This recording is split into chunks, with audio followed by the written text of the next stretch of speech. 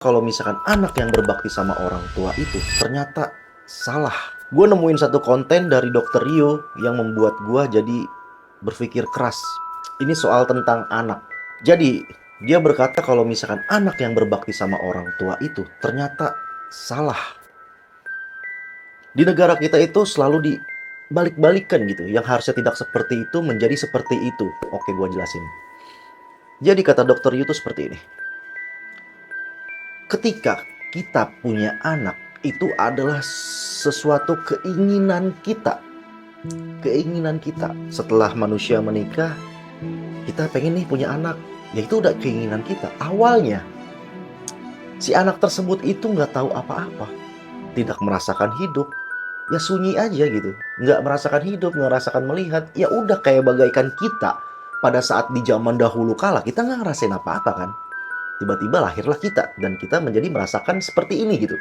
Jadi punya pikiran, jadi bisa melihat, jadi bisa cemburu, jadi bisa cinta dan yang lain-lain.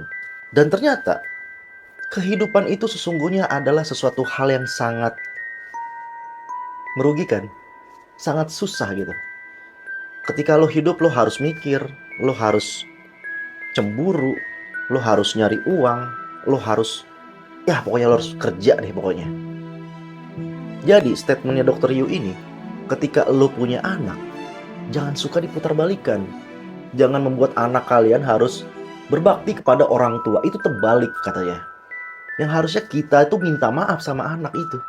Maaf ya, gara-gara papa, kamu jadi lahir di dunia. Kamu nanti jadi mikir. Nanti kamu jadi nyari duit sendiri. Nanti kamu jadi pusing sendiri ke depannya gitu. Gue jadi mikir, wah masuk akal nih. Langsung gesrek otak gue di situ. Statementnya dari Dokter Yu.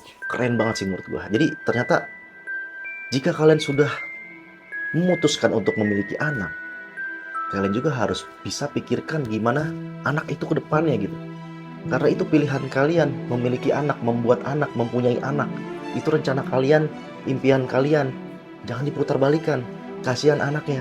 Anak yang gak tahu apa-apa tiba-tiba lahir sama kalian atau sama gua. Bukan dia yang milih. Tiba-tiba lo susahin dia gitu. Tiba-tiba lo, kamu harus berbakti kepada orang tua. Kamu harus begini-begini sama orang tua. Wah, itu jadi terbalik sih menurut gua. Jadi kalian itu, kita itu sebagai orang tua harus minta maaf, nyenengin dia terus gitu. Ya karena lu udah punya dia, karena lu udah dikasih anak itu gitu. Ya lu harus berterima kasih sama anak itu dan minta maaf, maafin papa ya, kamu jadi pusing nanti.